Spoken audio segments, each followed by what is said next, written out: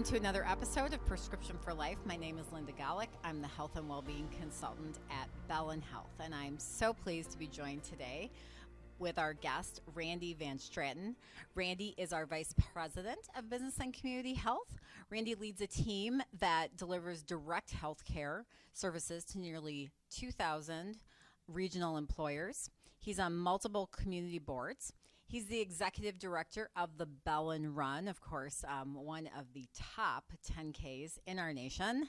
He is an international speaker on direct health services, and he also has his feet on the street. He has completed 50-plus marathons. So, Randy, you are a busy guy. Welcome. I'm just tired listening to that. I know. Thanks for taking the time. You have a lot going on, right? Well, this month for Lifesaver, we are talking about the idea of You Matter. We look at the framework that is from the U.S. Surgeon General on how we can integrate really good health and mental well-being in our workplaces. And one of the categories is helping people feel like they matter. And I just really felt like Randy was the perfect guest to have for this particular topic. So, Randy, when we start talking about the idea of You Matter, what does that mean to you? Yeah, I think it's showing up to be your best so you can be your best for others and being your best. And one thing that I practice every day is waking up with a feeling of joy and gratitude and then having a positive attitude so I can be the best for others. So important, so incredibly important. Mindset. I think, Randy, one of the things I really appreciate about you and being in your department is that you have this ability to make people feel valued and like they really do matter. So is that natural for you? Is that something you're really aware of, something that you work on? Tell us more about that. Well, I try really hard on that. And there was actually something that happened in my life that I wasn't doing a good job with that, and I remember it like it was yesterday. In fact, it was my first day on the job when I was hired as the fitness director at Bellin to lead our fitness center. And it was my first day at work. It was a long day. It was right after lunch, and one of my jobs was to orientate people to fitness equipment. So I was sitting on the Nautilus shoulder shrug machine, and I was basically I demonstrate an exercise, and then I'd kind of record, but I was slumping over on this machine, kind of with my arm like this, and writing some things down. And all of a sudden, the door opened up to the gym, and my manager peeked in, and then left. And I thought, he kind of gave me this look. Well, what happened after that client was done, he asked me to go to his office. So I went in his office, and I didn't tell you who my manager was at the time, but he was a retired football player from the Green Bay Packers. And his name, many of you know him, Larry McCarron. Oh, yes. Larry McCarron, his nickname's The Rock. Well, I got called to Larry's office, and Larry says, he says to me, Randy, what did I just see in the fitness center? That wasn't the person that I hired to lead our fitness, was it? And I'm thinking, no, it wasn't. Well, Randy, if you were a client and you were learning how to use this equipment, what would you expect? What would you expect? So I said, well, I wasn't there for the client. I wasn't my best self for the client. So what I learned is that, you need to be there mentally and physically for people. So for me, that meant, standing up tall, looking people in the eye. And that lesson really stuck with me now for my entire life. And that was my first real job right out of college. Wow. So that happened really early on in your career. So how did that really impact really the rest of your career? Like, what kind of tone did that set up for you? Yeah. Well, it really set up, my 5 pillars, which I try to live every day by. And that is, in order to be your best self, you need to take care of yourself, right?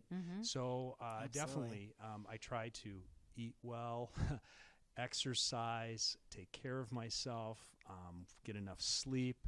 So I think if we can ground ourselves in that, taking care of ourselves first so we can take care of others, that helps give you the energy to do that.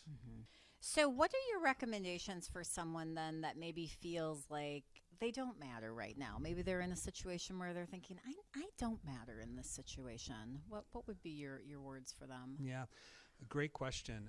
I go back to another Bellin story. So one of my first jobs at Bellin before I was hired into fitness was I worked in housekeeping. Oh, yeah. And one of my jobs was to clean the stairwells, dry mop and wet mop the stairwells. And there's a lot of stairwells at Bellin. Yes, a lot of there are. stairwells. And so a gentleman that trained me, his name was Everett. And what I noticed first about Everett was just his positive attitude. And this was his full-time job, was the stairwells. He worked in the stairwells. And every time someone went by in the staircase, he was, "Hi, my friend, have a great day. Great day." And just this positive attitude. And I said, "Everett, how do you do this? I mean, this is a hard job. You're up and down these steps. We're carrying mops. We're dry." And he said, "Well, this isn't about keeping the stairwells. This isn't about mopping and dry mopping the stairwells. This is about keeping a safe environment for the patients and for our employees. This is very important work, Randy. The cleaner we keep these, the better our patients will be and the safer our employees will be." And just think of that mindset of purpose there. Yeah. And in fact, that sticks into my head so much that we've carried that forward with my role today and the team that we work with. So we do these direct healthcare services. We provide services, primary care, physical therapy, early identification of gaps in care, things like that. Tell the team every day, we don't work in the ER, we don't work in surgery, but you know what? We do save lives because we save lives before lives even know they need to be saved. And that's our purpose. So I think having purpose in what you do and finding purpose in what you do is very, very important in mattering. Yeah. And what a great story. What a great story. Because I'm sure we all have those days where we feel like, oh, does my work really matter? And if you think about the bigger picture, absolutely it does. And so whatever you're doing, you're contributing to something bigger. Exactly. So it's definitely something to remember. Well, I think, Randy, a lot of people may feel like it's hard to always engage people and to get into conversations with people and to have that ability. And so what do you recommend for people to be able to get better at that? Yeah, well, a key thing is listening to understand rather than listening to respond, okay? That is listening a huge to one. Understand. It's hard to do. It's hard to do. So, for example, let's try something. Okay. Okay?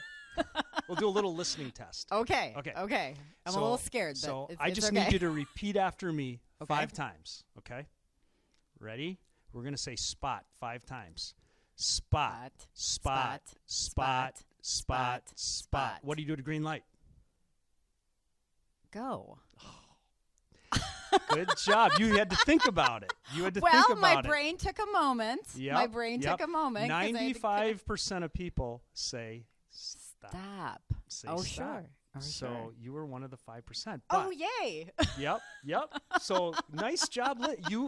Doesn't surprise me with you though. You know, listening to understand. I really try to be a good listener. That's Yep. key in the work I do. And you were processing it. You didn't respond right away. Many people are quick to want to reply. You know, and what you can also do with that is say respond as quickly as you can. Oh, yes. Yep. Then you might have gotten me.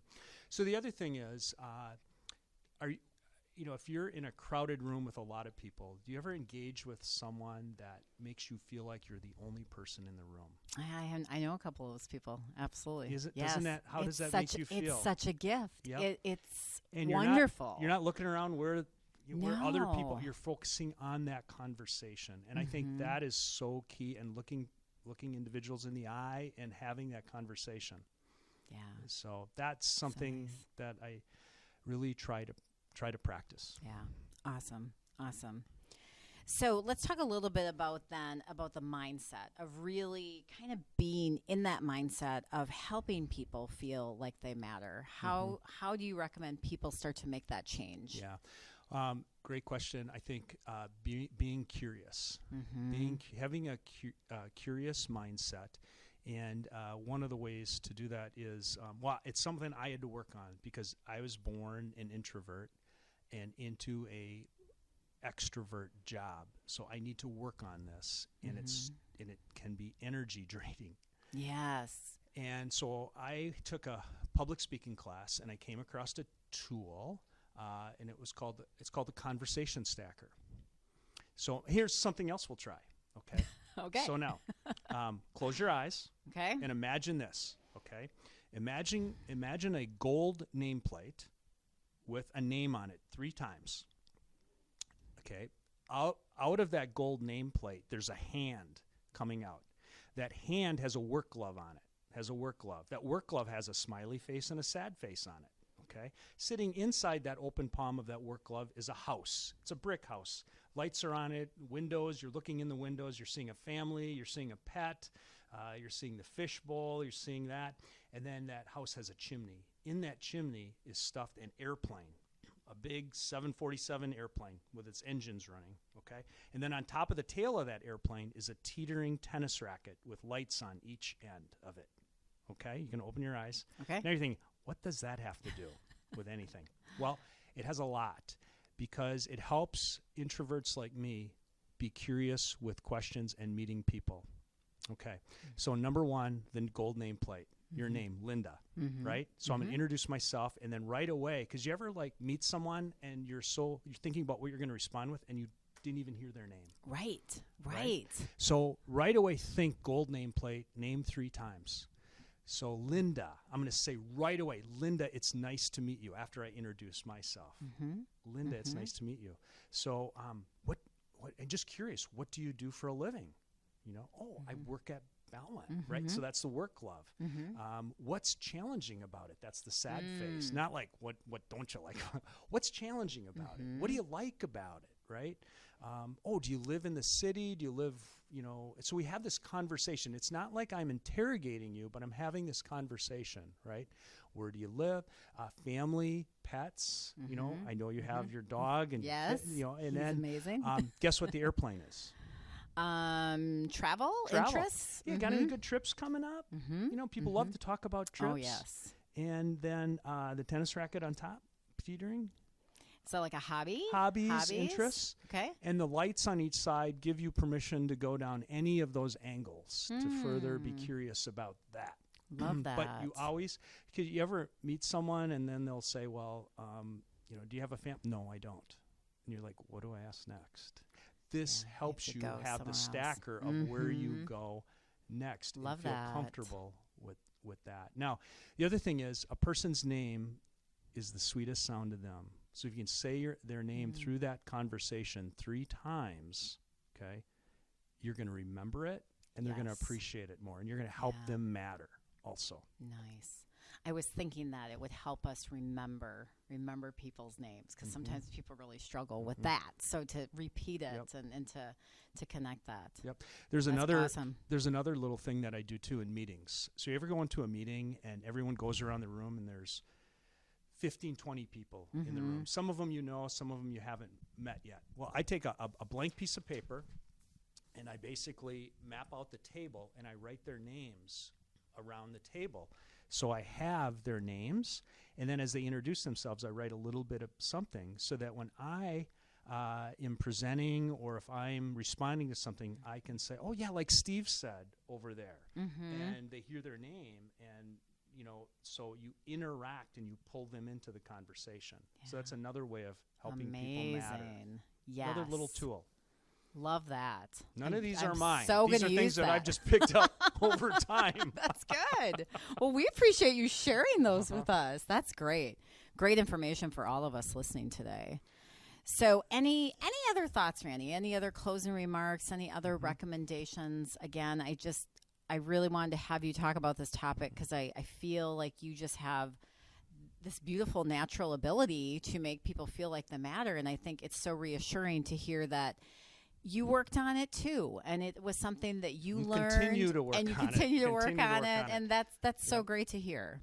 One of the latest things that I think came to me was, after running a lot and doing different runs, I always appreciated getting a medal. this is something I did and I get this medal. But I had a mindset change a while ago. And what I enjoy more now is giving medals to other people, helping them succeed. That is so much more rewarding for me now than getting a medal on myself, but helping someone with their first presentation, sales presentation, completing their first marathon, helping them with that. That is a mindset change for me that I just get so much joy and gratitude out of. That's awesome. That's awesome. What a blessing for all of us, that are connected to you and all your friends and family, that you lift others up. And that's just amazing. So appreciate that. Well, thank you so much for coming on today and being on the podcast. Really appreciate that. Thanks for the opportunity. You bet. Thanks to all of our listeners. Please like, subscribe, and share this podcast, and we'll see you next time.